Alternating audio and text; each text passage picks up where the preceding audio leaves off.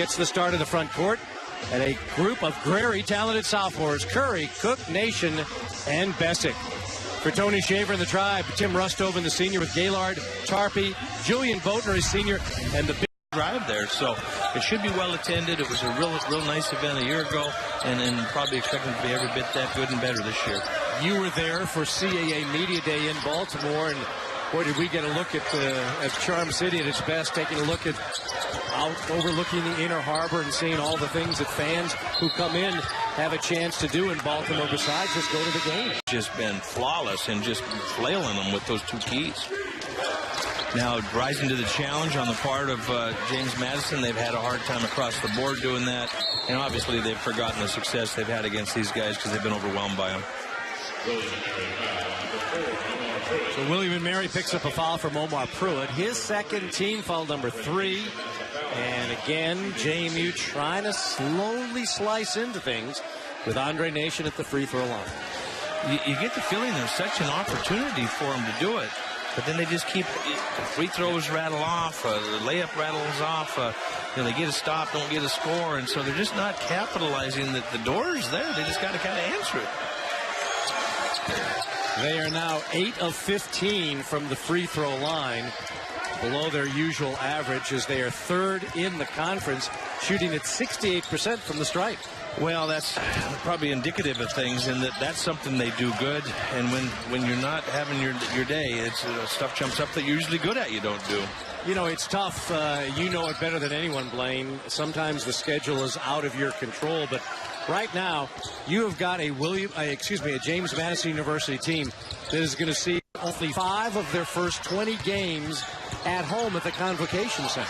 It's extremely hard on a young team. I think coming off the championship, they were fearless. Some people didn't want to play them, and it just really was a bad formula for this younger group. Now, some of it is because they started a couple home-and-home series with different schools, and they started them on the road, so they'll get a little more better balance next year, but that's not going to help Matt Brady this year when you're that far away from home that many times. Well, you talk about them winning it last year. You see Thornton going to the hole there. They experienced this kind of stuff a couple years ago.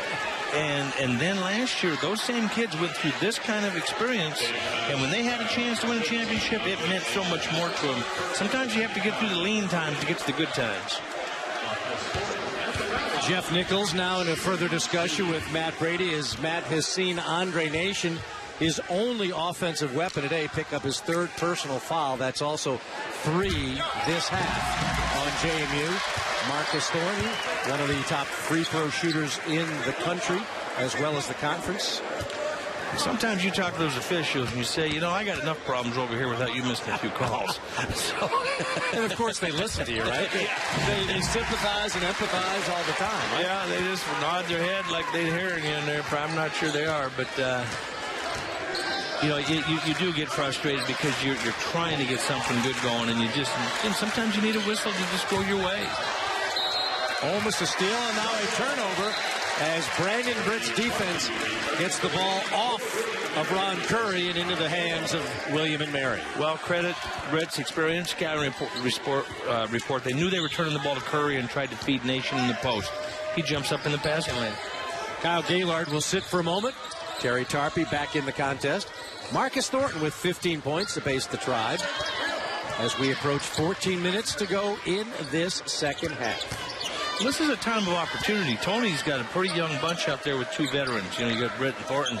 The other guys are all pretty young guys. And this is a time of opportunity for James Madison, too. If you were to just say the score's even right now, you'd say what's going to happen. Great defensive set there by the Dukes. Ahead to Seminoff. That will please Matt Brady. That was outstanding defense. Thornton tried to force up a shot to beat the shot clock and couldn't even get it away. Well, what you want to do is keep scrapping. If you just keep trying, sometimes things fall together, and that's what happened there. They just kept scrapping, got a hand on the ball, somebody recovered it, layup. And if they can just do that 2 at a time over and over. And here they kept scrapping. They gave up a layup, but they scrapped.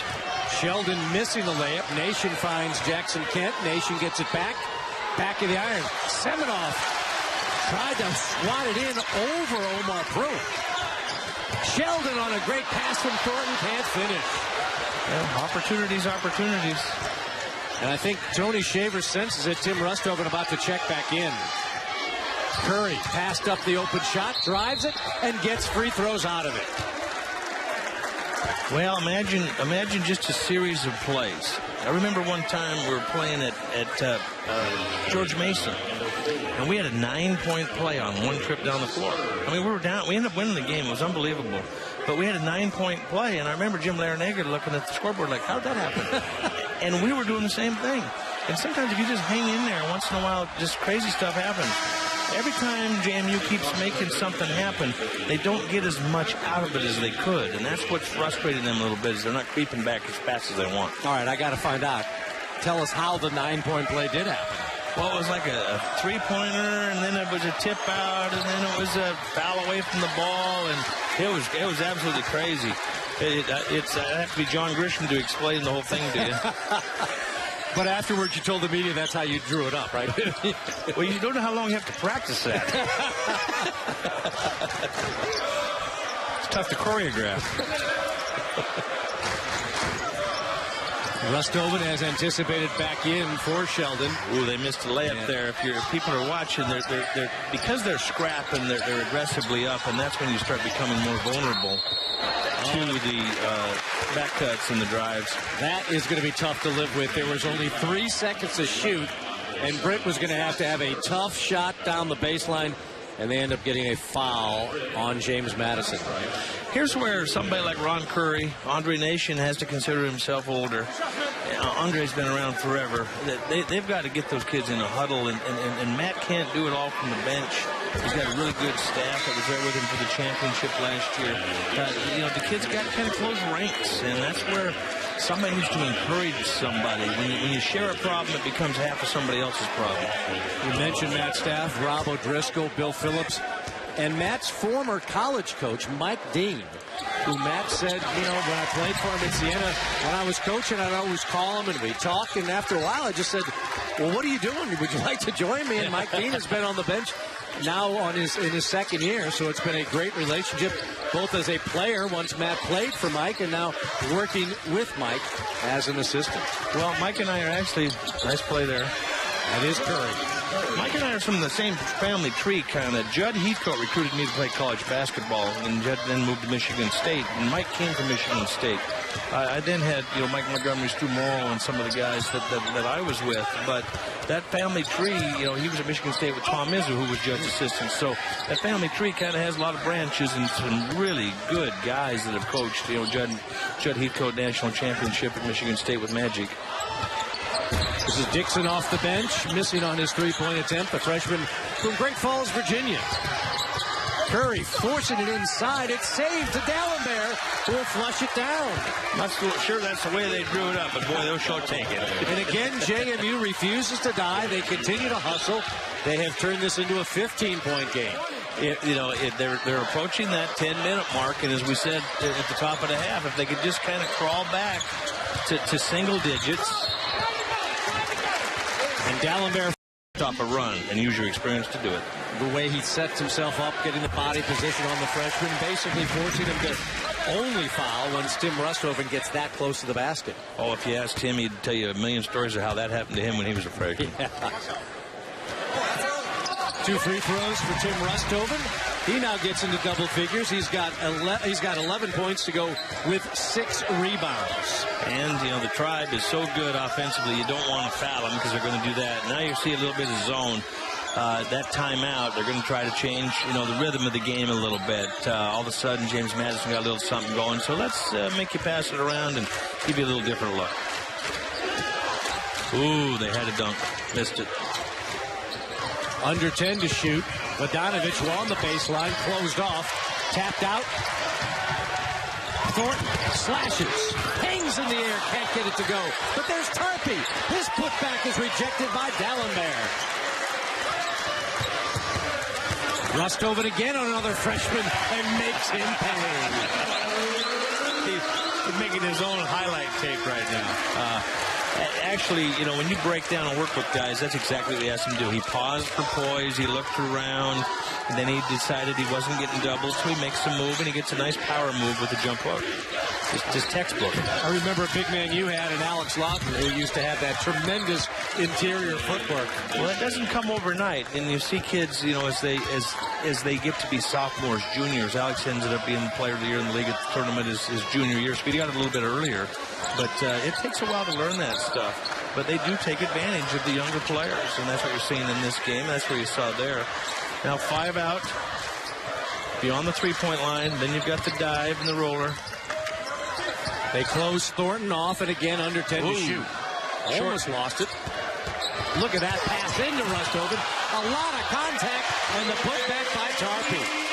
Yeah, Meyer, it's either 6 or 7 offensive rebounds that have been put back in for 2 points. And rarely do you get double-figure points out of straight putbacks. William & Mary has 7 offensive rebounds on the day. 29 now for the contest.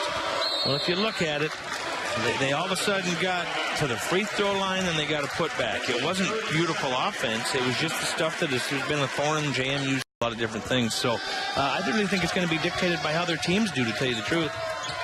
At 6'8" now, Pat Scarry is asking Jarrell Benjamin to bring the ball up a lot on his own, and he handles it terrifically. Well, that's something Pat and I talked about.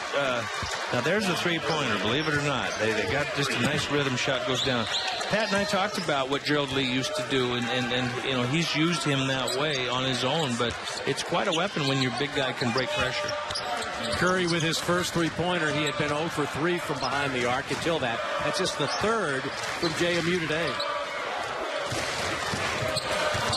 Look at Daniel Dixon powering down the baseline. Well, that's the kind of day it is. Tony was telling us before the game that he would love to get him a little more time. He really thinks he's a nice young player and hasn't had a chance to get him on the court for a variety of reasons. He was part of the All-Met team by the Washington Post at Langley High School, then took an extra year last season at Fishburne Academy before coming here to Williamsburg. And Nation continuing to work his offensive match. Just the other day in their last outing against Delaware, when Tim Rustoven put that performance together of 13 points, he passed the 1,000-point mark. Becomes only the 17th player in William & Mary history to have over 1,000 points and over 500 rebounds in a career. Well, you look at, you know, they've got 3 guys on William & Mary's team that's over 1,000 scores, so that speaks to their experience and the games they played early in their career. I really was, when talking to Tony earlier in the year, I felt like, you know, we jinxed Rustoven there, but I felt like he made a big difference for them, because around the league there's not a lot of real good interior play. A lot of young players in the interior. We see Scott Etherton, who's become also a big double-double producer at Northeastern, but you're right. When it comes to pure post-up guys, that's about as good as it gets. Well, Willis Hall was player of the week a couple of times. College of Charleston. But you have to do just what you and I are doing. You kind of start, well, wait a second, what about him? What about him? When you start talking about scoring guards, we can start going bang, bang, bang, bang, bang. Now they're extending their pressure a little bit. They're in kind of a half-court trap here. Try to speed them up a little bit, take them out of rhythm. Real nice job by William & Mary of being patient. And there is Kyle Gaylord, number 23. But who made the pass? I believe it was Rustoven. You know, the big kids that they have in this system get very good at passing the ball in the high post area because they spend so much time there. Seminoff turned, made the right extra pass, but unfortunately Ballenberg can't finish inside. Now Seminoff gets fouled. Now, one of the things that you're seeing is the zone. And with Tony doing that, the other team will take some time. So with the lead, that's smart. You're probably not going to put them to their free throw line, which is smart. But you got to play the zone effectively and not have what happened there. It's good to see Seminoff get up off the deck quickly. He's a 6-year senior for a reason. He's battled injuries throughout his entire career, but has been a tough, gritty performer. I thought he came over on the Mayflower. He's been here so long.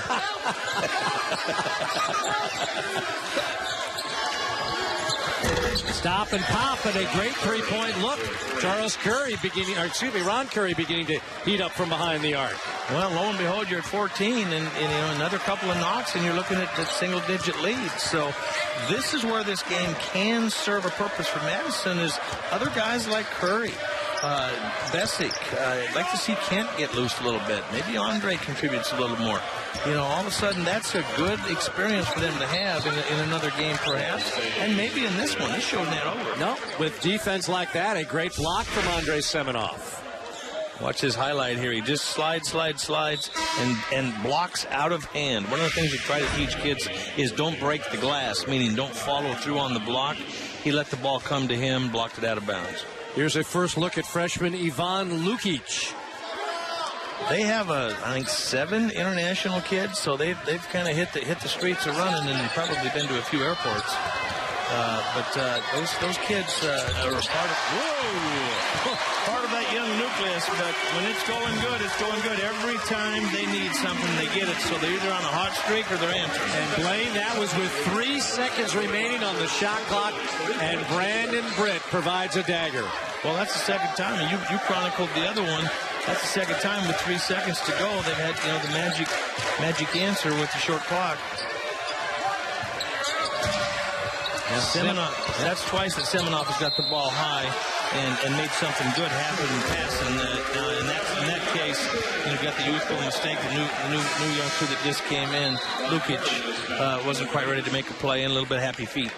Well, talk about that's the ultimate one and done as Ivan Lukic comes in, makes one turnover, and back to the bench. I think the last time I saw something that quick was like a Broadway. It was called a curtain call. Except he's taking no bows there. He's back to the end of the bench. Yeah, he bowed out.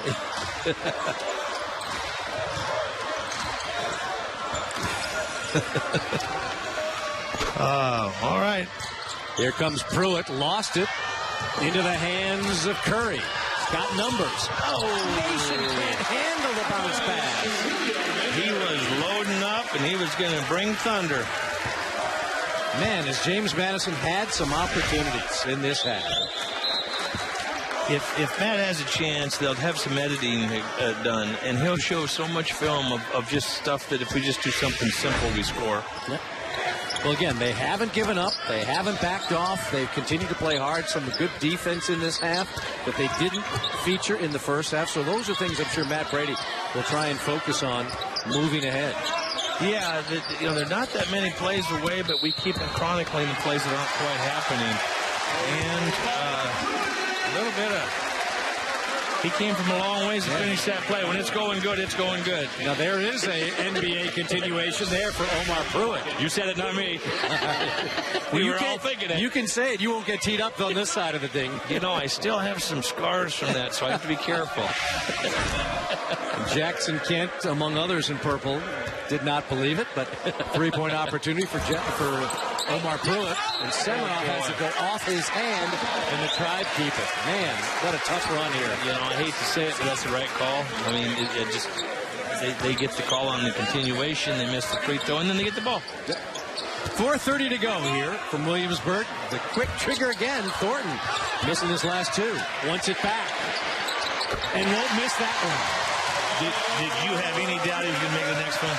And did you have any doubt he wanted it right back? Oh, yeah. He was the most shot guy in the place, and he missed the first one. 18 points for Marcus Thornton. The finish in there for JMU, and a quick timeout from Matt Brady with 4:07 to go. Well, if you just look at averages, the Tribe averages, go back to John Kress's years. I mean, they've been good in basketball for a long time. Ooh, look at that. Home run derby. That's interesting. They take the ball out the other end now. But Semenoff did a very nice job of blocking things out there. You look at John Kress, Bobby Cremens, some of the people that have been at Charleston. I mean, and if you've been in that facility down there, it's a wonderful facility, wonderful town. And, I think it's a real nice addition to the league. And the other thing about the league, as you and I were discussing off air, is with 9 teams, you're going to have a real champion because they're going to have a 16-team or 16 crew wanted to determine, and we're back underway. Kind of an unusual play, wasn't it? Yeah. That's where I said when they threw it, if you did that late in the game, you would shoot yourself. All of a sudden it was a big play because you throw it out the other end of the gym and they get it under their basket. They're really trying to isolate Nason on Gilliard, but they will double and take the ball out of his hands unless he does just that, face and shoot. That's a nice little mid-range jump shot from Andre Nation, now with a career high in points, as Andre Nation has certainly done all the damage for the Dukes today. Nation with 26. And I think he's really played within himself. I mean, it's a loud 26 and a quiet 26. You know, he's done it a lot of different ways, as we said at the top of the show. And he hasn't really, searched it out as much as just played. Gaylord wants to join in the rainbow fun and does it from behind the arc. This is a feel-good game for William and Mary, and the good thing that Tony will like about this is all the different kids coming out of this game feeling good about their role. Gaillard has probably given up some minutes to Pruitt, but he can feel good about where the team's at in this league race, and as an older player, provide leadership, but some feel-good while he's doing it. You got younger kids like Dixon that might all of a sudden get a few minutes. Tarpey's been a real steady player, and he's getting lots of run, and they're doing it at home in front of these fans. You kind of get that warm and fuzzy feeling being at home. Well, no warm and fuzzy feeling for Matt Brady. He just got hit with a technical foul. Well, maybe warm, but not fuzzy. Yeah, no fuzz for sure, as Marcus Thornton buries the first of his two free throws. William and Mary will have the basketball. And Matt Brady still in a discussion with official Jeff Nichols. Well, sometimes you can't get down on your kids. And so, sometimes the official has to be your friend and kind of give you a soft shoulder in his ear without, ringing. If he rings him up again and sends him out the door, that's not right. Glenn, let me ask you, as a coach, sometimes quick emotion will trigger a response that'll get you a technical. Is there also a time to kind of maybe say, this is the time to get one? Oh, yeah. Here we go. Nation stripping the ball from Thornton. Sometimes you choreograph them, sometimes you go to the advantage over James Madison University. 2 minutes, 50 seconds to go here in our CAA game of the weekend in Williamsburg, Virginia. Something that's interesting, if you just look at the scores every day, and from my coaching standpoint, I'm always looking at road wins. And so William and Mary holds home court here. But if you look at the other two games, Drexel wins on the road, Delaware wins on the road. And those are breakthroughs. The first week of the season, 7 out of 8 games went to the home team. And then the next weekend, it was all flipped. And so as you watch this thing going forward, it's going to unfold who can break through on the road and who can hold serve. William and Mary's holding serve at home right now. Clay and I would have the great privilege of working for a number of years with the Hall of Fame Georgetown basketball coach John Thompson, who always used to say, nothing ever starts until February. We are getting close to that. Where do you see right now where all these teams in the CAA are kind of located right now? Is February truly the difference-making time? Yeah, it really is. I always figure when you get halfway through the league, it's when you can actually make some decisions of who's kind of in the upper tier, who's in the middle tier, who's in the bottom tier, and then what kind of movement can happen from there. I was with John Thompson Sr. one time in an elevator on about the 25th floor, and he stepped in, and I thought, I hope this is a strong elevator.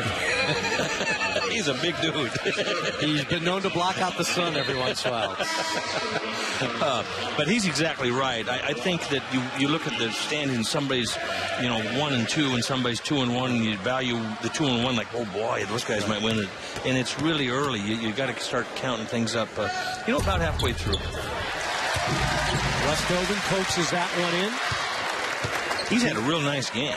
Just a rock-solid performance, and if you were with us at halftime when we had our In Focus feature on Tim Rustoven, he's got not only well involved in the community for Tony Shaver, but what he means to Tony Shaver on the court, along with the other experienced seniors he's got at Boatner and Britt.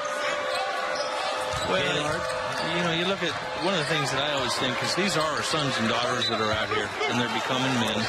And there's a lot of nice young people that play this sport and play sports in general. And so it's nice when you've got good citizens in addition to good athletes. And let's be honest, you as a coach know better than anyone. You'll hear hour and hour and hour when somebody makes a mistake. You hear nothing when somebody goes out and does something great in the community. Yeah, you don't quite end up on the same page in the paper. You can be an academic All-American, you're on page 4, and you do something wrong, and but so you get a little more publicity for the negative stuff. It's just our society today. That's why they have those magazines at the checkout stand at Kroger. But I think that there's a lot of things to cling to. But this is an educational setting, so the kids that are doing it all right, but you're going to make mistakes, and this is a land of forgiveness. I look at William and Mary here as he's shooting his second free throw. I mean, Tony's got to be so happy. Thornton plays so well, but Russ Tobin's on his game. Britt's really good coming off the bench. Pruitt has really established himself as a game-after-game guy. And then, all the other players, like we said, 9 different scorers that had scored. Russ Tobin with a rare miss, but he corrects that quickly. And to your point about what Tony's got, here's a guy in Marcus Thornton, second in the league in scoring in the Colonial. We want to remind you that Geico Sports Set Central is coming up for most of you here on Comcast Sportsnet as soon as we are done here in Williamsburg, Virginia. The guys out there right now, I don't think have ever even shaved. I mean, you got some young-looking dudes out there now. Yeah, I think Jackson Kent's going to be carted into his 50s.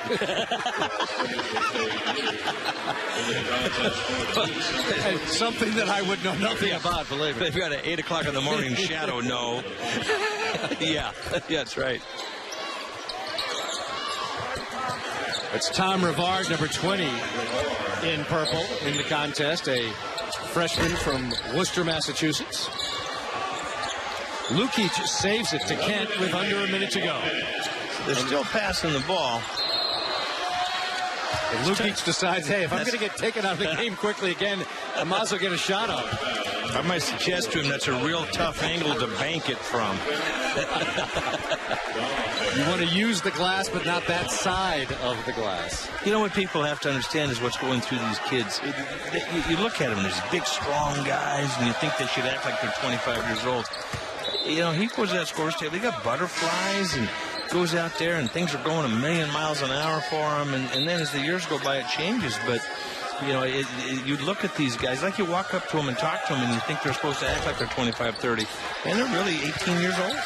Have another young man at the scorers table, Paulus Šatkus, who now probably won't get a chance to come back into the game, was waiting for the next dead ball, but is going to head back to the bench. Same thing now for William and Mary, as you see Ben Whitlatch. And Blaine, you can also appreciate as a coach, the guys who don't get a chance to play but have to do all the practice work, like Tom Shaw, who missed there, have got to run scout team, have got to do all the grunt work. It's nice to see them get a little run reward. Well, that's why, you see Tony over there still standing. You want to keep coaching those kids. I always, they go, hey, coach, we're way ahead. What are you doing? Hey, these kids work hard in practice. They deserve to be coached in games, and they're really important to your team's practice and preparation. Well, the fans here at Kaplan Arena rising to their feet, and why not applaud a tremendous effort from the Tribe.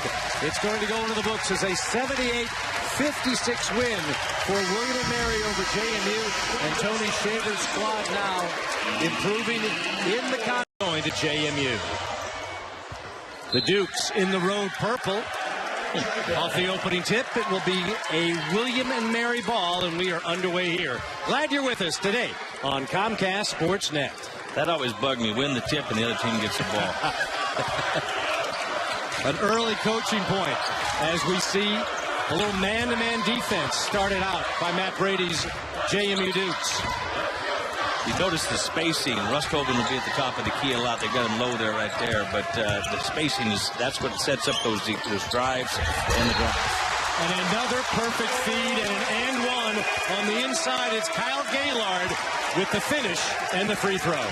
Boy, they love starting that way. Everybody got a touch, got comfortable. They had a real unselfish play. It's an assisted basket. Gaylord gets started. He's a guy that's been a little bit up and down, so it's a lot of feel good. And Blaine, didn't we just see the predicament every team that plays William and Mary has? You have to respect their three-point shooting.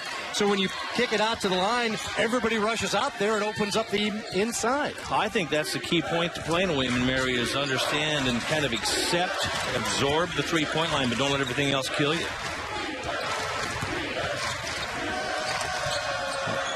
Now, a week ago, when they're doing JMU, they really isolated the ball on the block quite a bit. You see they're trying to throw the ball down to Nation.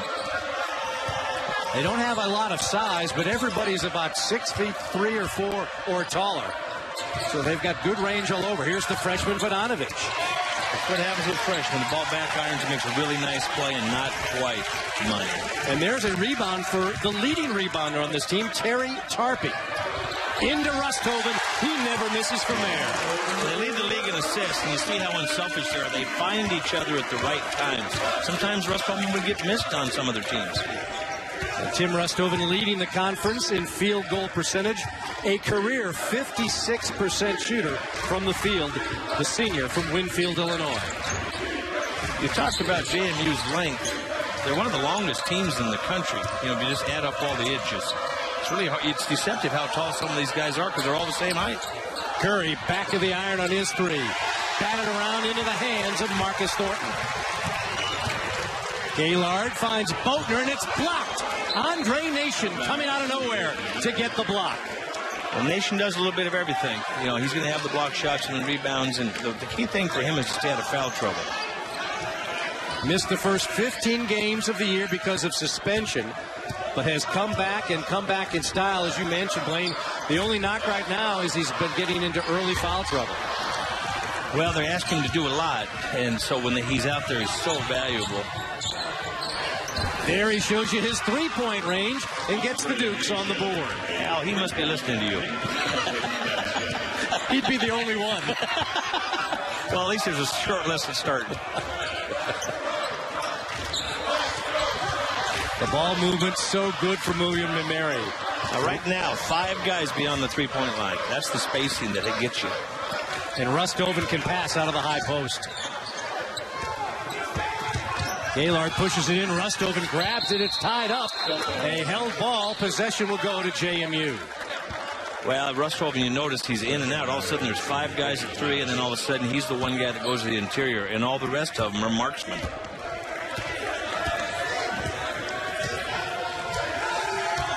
See a little scouting report stuff going on right now. One team calls the play and the other team calls the play, and one of them executed a little better than the other one defended it. That was great. There again is Nation on the assist to Curry. So we've seen pretty much the entire resume of Andre Nation in the early moments. Well, you know, he's been their leading scorer the last 2 games, and I think there's been a little bit of adjustment to him, but boy, there is value added when he's out there. Gaylord. The kick. Marcus Thornton is yet to shoot. Under 10 for the Tribe. And Nation with the steal and the flush. Holy smokes. This guy's off to a start. He can sustain this. But, you know, it's really what JMU needed. As we said, they were a little bit up against it early in the game. If they got behind early, you know, it's doubly tough for a young team. A rare miss inside. Tarpey had a clean look. Blaine, the Dukes are on a 7-0 run right now. Which is a little surprising. I would think it would be a little bit back and forth. But I think William and Mary back home probably pressing just a little bit. You see the missed layup out of the young player. They kind of want things to go well and have this be easy, and it's not going to be.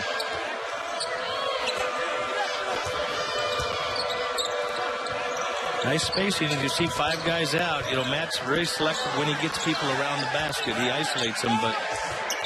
And Thornton beating the shot clock with another 3. Andre Thornton Nation off to an unbelievable start. We might want to check his horoscope. I mean, he might want to buy some lottery tickets before he loads home tonight.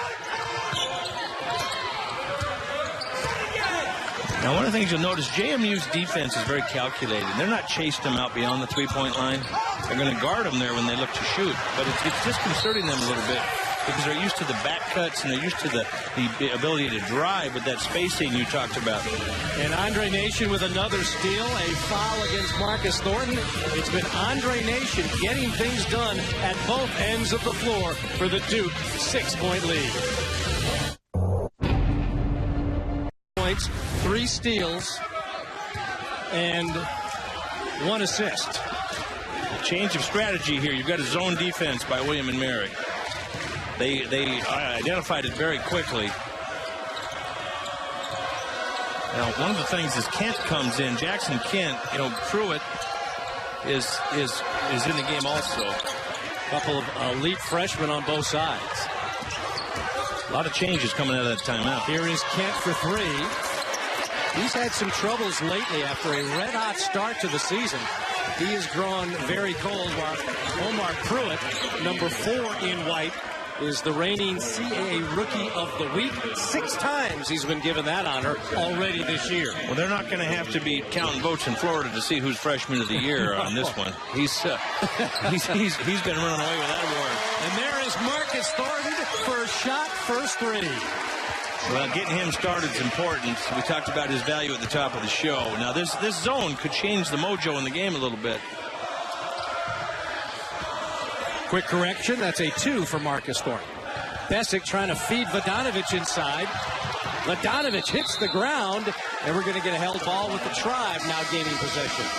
Well, that personifies league play in January. There's just high hopes on both sides. The ball's on the ground. Everybody was after it, and there's good hustle. You see Sean Sheldon, a sophomore from Traverse City, Michigan, checking into the lineup, number 31, who'll give Rustoven a spell. Here is Andrei Semenoff coming in for Taylor Besic as he sits. And the 1,000-point producer for JMU in the lineup. And also we're seeing Brandon Britt, number 12 in white for William and Mary. Another man who's coming off an early suspension, missing the first 9 games of the year. But boy, has he been roaring back, averaging 13.5 per game the last 2. Well, much like Nation, after they get a few games under their belt, they start getting a rhythm, and he's been averaging, like you say, 13, 14 points a game. And then, you don't have to talk much about what Nation's done this game. Freshman on freshman crime here. Kent fouling Omar Pruitt. And Blaine, Tony Shaver telling you before the game that in addition to missing those games with suspension, there was an ankle injury that kept him away from the court for 3 weeks. And Tony Shaver says that's probably more of why it took Brandon Britt a little while to get going. Well, when it rains, it pours. You're trying to get back in, and you need everything to go right, and all of a sudden he gets set back a little bit. But the good news is you've got a lot of players, Sadler, and those two that we just discussed, that are back in. So there's some good basketball for people to watch in the CAA. Here is the aforementioned Britt to the hole, in the roll. That's what surprised me early in his career, because a lot of times you think of William and Mary's shooting ability and passing ability, but he gives him that element of getting all the way to the rack. Well, he is a 43% shooter from behind the arc, but the explosiveness of Brandon Britt on display there. Now, a little bit of a chess match here. Semenoff came in really as the time of rotate, but in response to the zone. Semenoff better against the zone, shooting the ball from out, passing the ball. All of a sudden, Semenoff comes in. Tony goes back to man-to-man. And he matched up his freshman Pruitt against the 6-year senior Semenoff, and it was Semenoff on his way to the hole, stepping on the end line for a JMU turnover. Well, he doesn't give up a lot of weight. As much experience as he has, he's not a massive gent. So, Jackson has a chance. Pruitt missing on the 3. Vodanovich with the board. Into the hands of Jackson Kent. Finds Nation. And a blocking foul called as Sheldon was in position but got in the way of Nation on his way to the hole. If you're a JMU fan, every time Nation gets near a foul, you go, ooh, ooh, ooh. Got to have you for this to be a good game. Interesting aside right now, all four of the shots taken by freshmen in this game have been just a little bit off. You've got guys on each team that have had a chance to score relatively easy shots that they would shoot 50-60% on, but that's what happens with freshmen. One freshman replacing another, Vodanovich to the bench. And one of the more interesting stories in the conference and maybe the country, Yohani D'Alembert, the half-brother of NBA player Samuel D'Alembert, who literally did not play basketball until he came to the United States after the earthquake in his native Haiti in 2010, moved in with his half-brother along with his sister, and then has played at Lower Merion High School, which is the former high school of Kobe Bryant. Led him to a state championship, but here he is. Well, welcome to America. I've had a lot of international kids over time, and how important sports is in our society in the United States really catches those kids, and they all of a sudden get caught on fire, just like Yohani. 5 guys beyond 3. They just faced me, and now they get the post, and then they're going to dive all around. There's the foul on Nation you were worried about. You see Matt's response? Oh, boy. So 2 on Andre Nation. And by the way, we want to tell you about our officials. Good crew, Jeff Nichols, Louis Andrikakis, and the man who made that last call, John Gwynn. There's a lot of basketball played on Saturdays, and there's a lot of officials, so you get spread pretty thin. These are pretty veteran crew. There's a little zone back at him. Keeping Nation in the contest with those fouls. Sprinting around for Boatner. Got the 3. The thing to notice is there was probably 12 to 15 passes, and that's what William and Mary does a really nice job of moving the basketball. The zone was effective, but you've got to absorb the fact that William and Mary is going to make threes. And the Tribe forging back into the lead, 11-10. They are on a 7-0 run. Seminoff, he can hit that shot, but it's been off lately. Yeah, he's been kind of searching. Last game, he didn't have a great game. I think that's one of the reasons he came off the bench. It was D'Alembert with the block, but there is the follow by the freshman Omar Pruitt. He does a little bit of everything. If you look at him and Jackson Kent are kind of nondescript in that they don't have all the muscles of an older kid. But they've got that length, and so as a result, they're good rebounders. They can get shots up over the top of people. Perception of William and Mary, and not really the truth about how good their team is and how good a program Tony's running. Well, I think it's in talking to Tony Shaver before the game, I think we got a sense, Blaine, that they're using that as a little bit of inspiration, that they were overlooked, that they weren't being given due credit. And remember, last year Northeastern, I think, was in exactly that spot. As Bessick and Nation and D'Alembert go, and it's Nation with the putback. Well, what you have in this league right now is kind of a changing of the guard in that, a lot of people have a chance to get those championship rings and cut down some nets, and there's people that are really hungry for it, thirsty for it. And imagine, James Madison wins his first championship in 19 years. Well, what would happen if William and Mary won it? It would be tremendous. We're seeing a good crowd here at Kaplan Arena. Watching Cook feed Nation back to Cook, who's closed off. Kent attacking the baskets is fouled by Rustoven. He will shoot 2. The thing about Kent is, good or bad, he is very, very aggressive. In the games that I've done before with him, he's fearless, shooting the ball, driving the ball, trying to make plays. He's been around the block and expects to do things. And I would think his coach has got to be pleased he didn't settle for the jump shot there. He misses in his first free throw. As we mentioned, he's been struggling lately, only 4 points in the last 3. Coming into the game was just 2 of 12 from behind the arc. And this was a guy, Blaine, that had been in double figures 7 of his first 11 games, none since.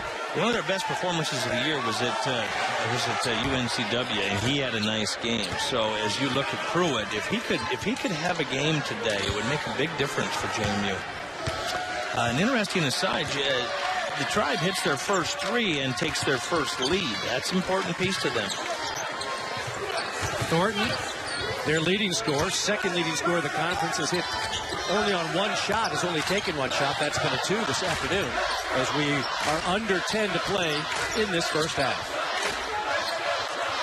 We're seeing Daniel Dixon wearing 0 in white, a freshman, into the contest.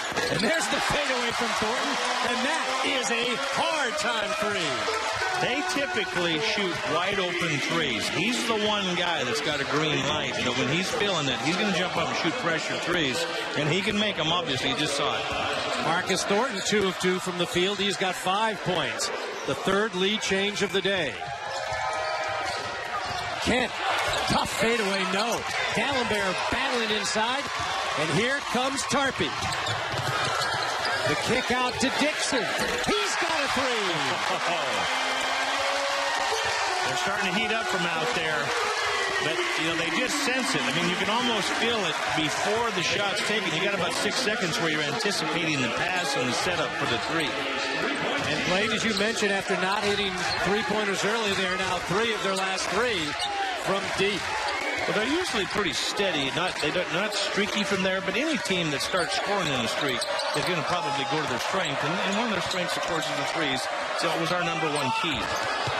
Cook looking for some contact, hit the shot anyway. Wow, that was a hard shot. That's true. I mean, he was hoping for a whistle. I don't think he was hoping for a bucket.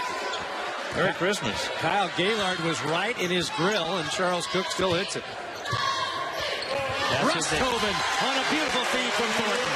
They go 5 out, and Russ Tobin's in and out, in and out, in and out. He's just like an animal. You keep letting out in the yard and open the door and let them in and out, in and out. We talked about seeing the entire resume earlier from Andre Nation. You're getting it from Marcus Thornton. Beautiful assist. Nation powers inside in traffic, won't go. Well, one of the things Marcus has done is gone from being a scorer to really the straw that stirs the drink. That is a big straw. 24-15. Marcus Thornton and the Tribe come out gunning, and they have got their big... Around the country, and you're really... It's a treat in this league to see some of the scores that are available at the guard position. I mean, they just flat could score on anybody in the country any night. If you look at the game that the Nation had against Indiana last year, he has 22 against Indiana. Curry with a long three, no. And there is Tarpe, who's been a real blessing for Tony Shaver on the glass this year. And takes it all the way himself. Now you've got a couple freshmen for William and Mary that have gotten the ball in the hole. Pruitt gets the foot back, and then Tarpe does on the full court play. I don't think Matt probably was in love with what happened out of that timeout. They get a pressure three-point shot. They just tried to post up Nation. And he launched a tough fadeaway three. They're just kind of struggling a little bit in the rhythm of the game because they really kind of had things going their way early, and right now the Tribe's really catching a rhythm. Blaine, is part of that their lack of overall experience? They were the most experienced team in the league last year. We'll talk about that when we come back, because Terry Tarpe and company end-to-end rebounded one end of the glass, a put in on the other. With 4 redshirt seniors, and that was an opportune time to take that championship. Well, it was somebody's to grab, and they grabbed it, but it was people that had been around, that had been frustrated over the years, that were hungry, that were ready to sacrifice, do anything for the team. They ended up playing some odd lineups and doing some odd things, and ended up working out. Seminoff finally gets his first points of the day, coming off one of his worst performances as a Duke, as he was held to a single point against Northeastern in their loss the other night. Well, 0 for 6 from the field, 0 for 4 from three-point range with Seminoff. Yeah, Matt's trying to change things up going with this zone, and I think if you look at our keys to the game, William and Mary's out-rebounded them significantly, and that puts them, 5 for 8 from the three-point line now. So they're doing exactly what they needed to do in terms of our pre-game stuff. Now, you looked early in the game as we were going into the break. Madison really scored on defense, scored on boards, scored out of sets, and they're struggling to get good shots now. And so they're doing what a young team does, that they're going off on their own. Works sometimes, sometimes not. Ball moving to one end, one-on-one play for the guys in purple. But how about Omar Pruitt? He'll play a little one-on-one with you. Wow. On the playground, we used to call that the loop-de-loop. You dribble and you loop-de-loop it, and the guy goes for it, and you go loopy-looping by him. One of 5 finalists last year is Mr. Kentucky basketball. Key recruit for Tony Shaver. And there again, one and done for the Dukes. Well, what you see out of those Kentucky kids, typically they're just good old basketball players. They've been playing out in the garage, out in the farm somewhere, and just love the game. Well, no NBA continuation, but probably get it out of bounds, looks like, huh? Yes, and right now, that is only the 4th team foul on William and Mary. The one good thing, JMU's only got 3 team fouls right now. You see here, Omar Pruitt, the shake and bake move, the finish off the window, part of an 18-4 William and Mary run. Well, he's not the fastest dude, but he put the ball on his left side and kind of looped him and went by him right. And then it was a nice finish. He had to be creative at the basket.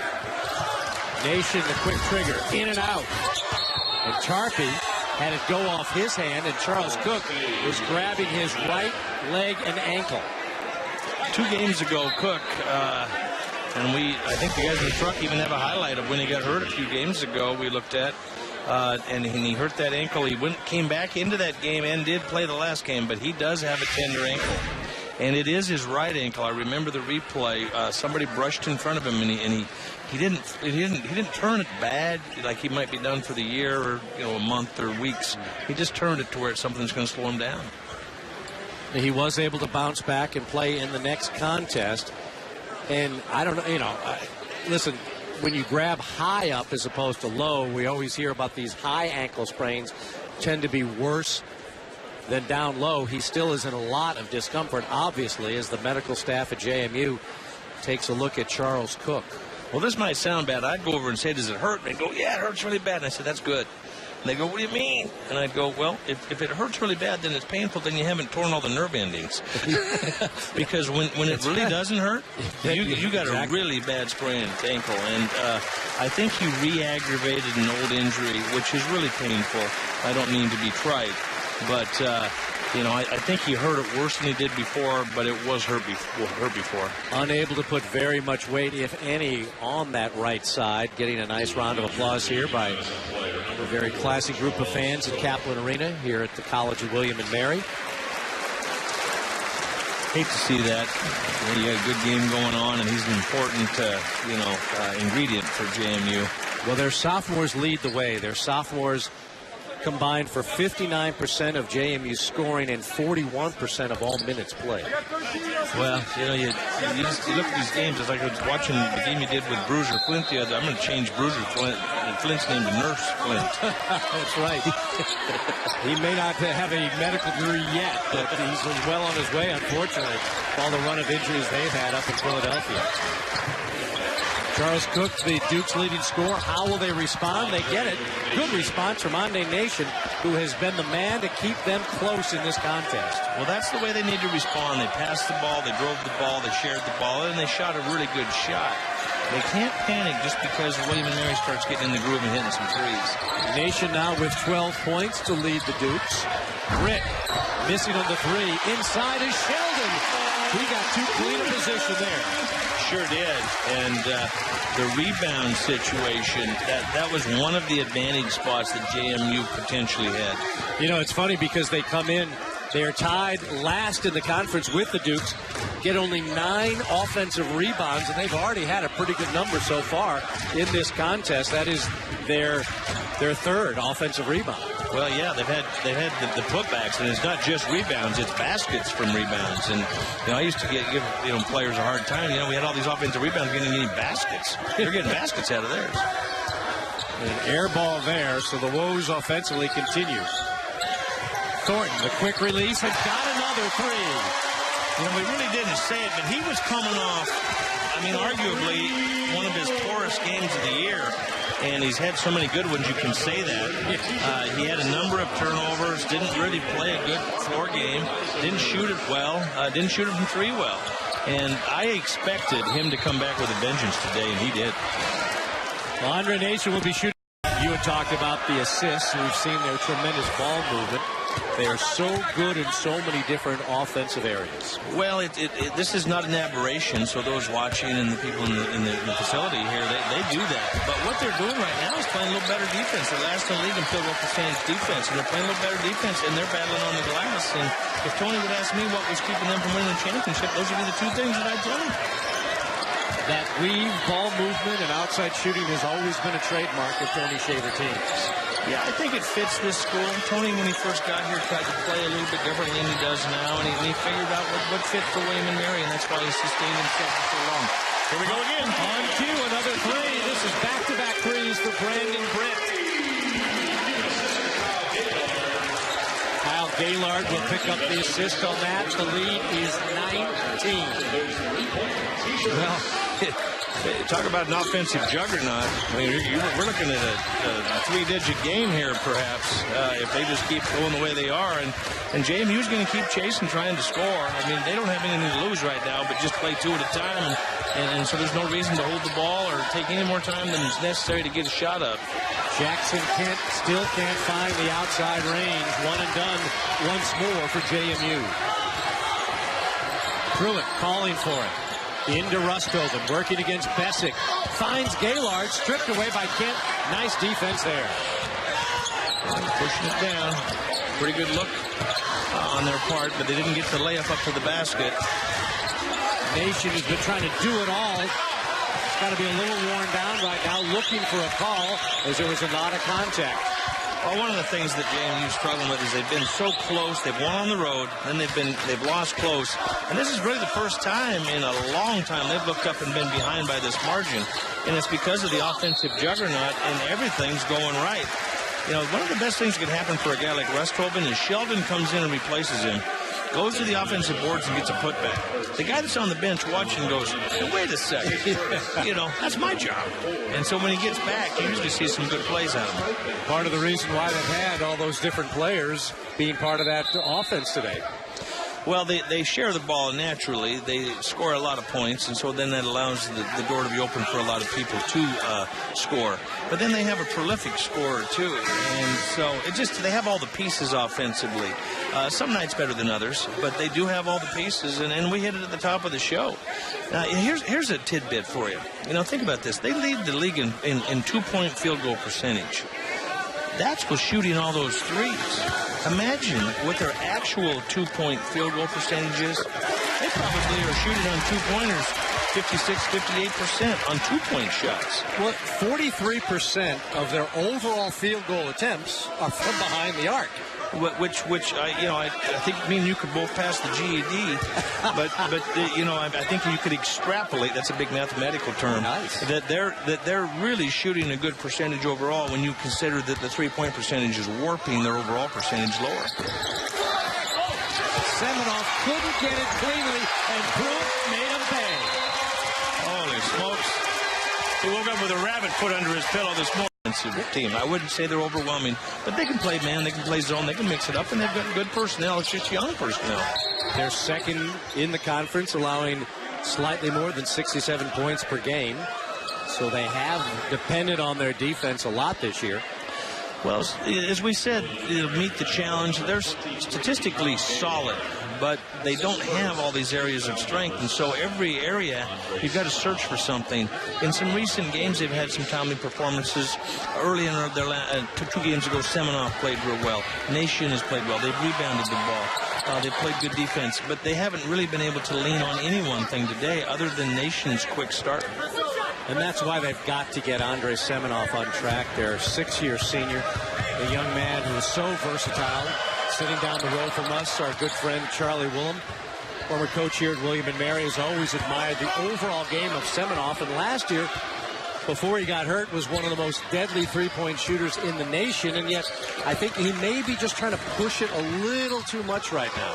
I feel like an Oreo here between the legends. You know, Charlie to my right, and I got Smoking Al right here with me. So This is good stuff here on Press Row. Says a man who's won 380 games, 6 NCAA appearances. I kind of say there's something wrong with this picture of me being the legend. Well, a lot of us are just legends in our own minds. I'm Exhibit A there. 20-point lead for the Tribe. Andre Nation looking to slice into that. He has been the consistent offensive performer as freshman Daniel Dixon checks back into the contest for Kyle Gaylord. He's a really good player. I would have thought when he came back that Curry and Cook, if they could have stepped up in collusion with him, their perimeter could compete with most any. But they've had a hard time hitting on all cylinders with those guys for some reason. And, of course, the injury to Cook, untimely and tough on him. I don't see him on the bench. I think he might hit the locker room. Yeah, we will try and find some word for you on the injury to sophomore guard Charles Cook.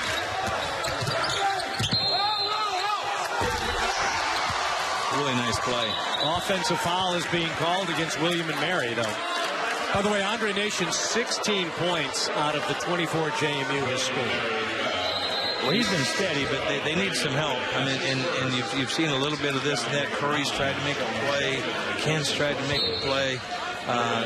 Seminoff's trying to get a little something going. But what's tough, when William & Mary gets in a groove like this, it's hard to handle. You're better off playing them when you can kind of keep them even or behind. When they get smoking on offense, it's tough stuff to deal with. Shot clock is off. Game clock is now at 15 for the first half. They'll probably work off, high on, and then maybe some screening action. They're getting under 10, so we'll see what happens. And an interception by Pruitt. To Thornton, and it's picked off by Kent.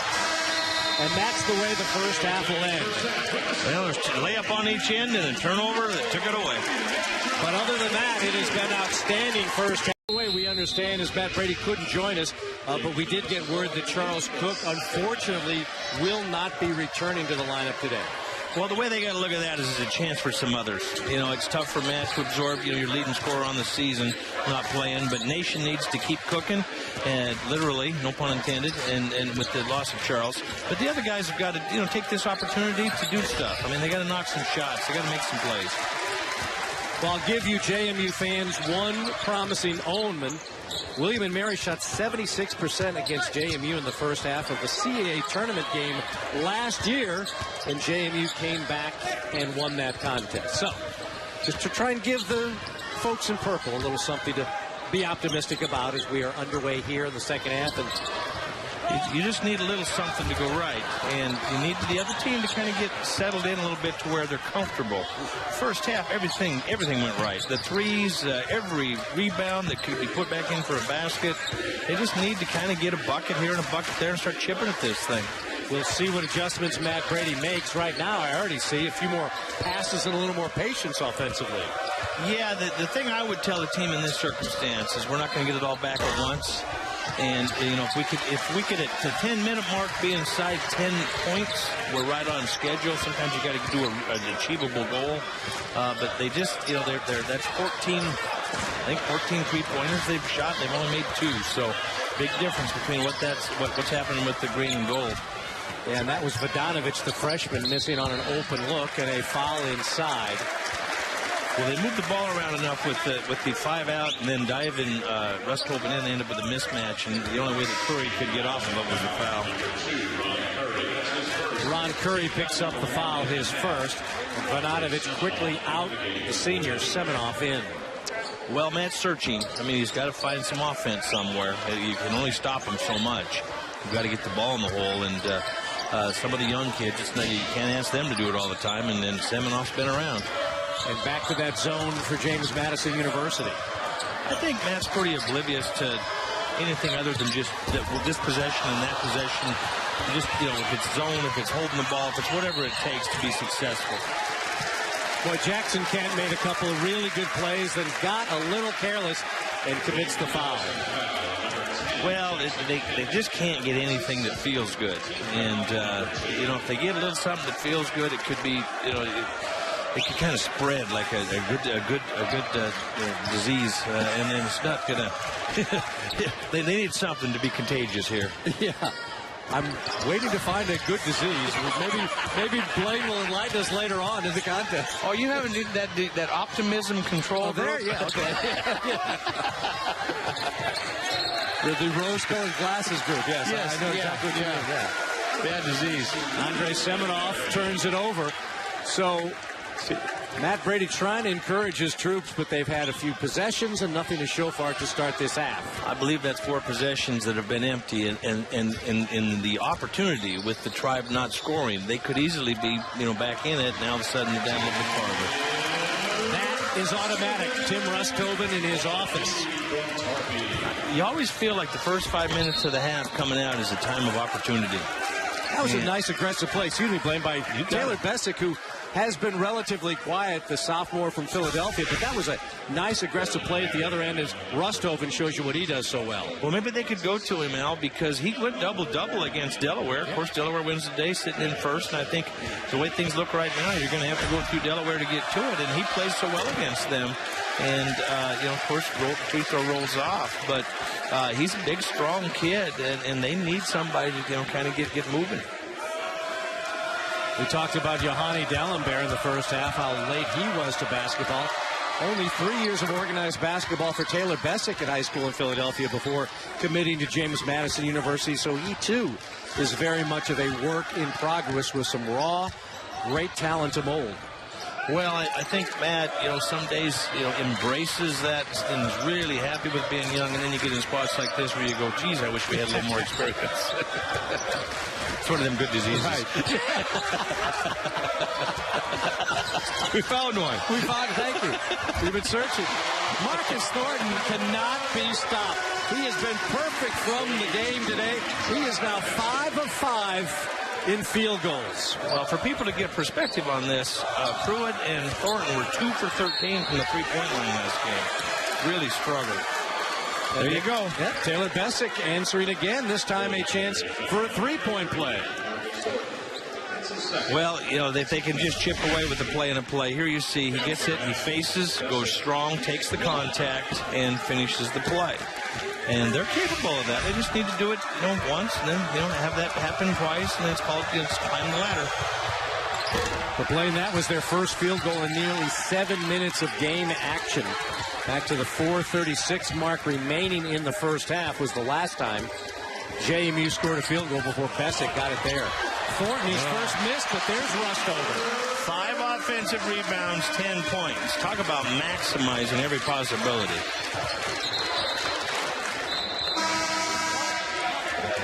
And here comes the troops. Yes. We go deep. Britt, Sheldon, and Omar Pruitt come in for Boatner, Rusthoven, and Tarpey. Well, one of the things about Britt, with having some missed time, and now he's coming off the bench, a lot of times you're bringing in freshmen. All of a sudden, you bring in Britt off the bench. What a weapon. Attacking is Andre Nation. He picks up where he left off. He now has 18 points to lead all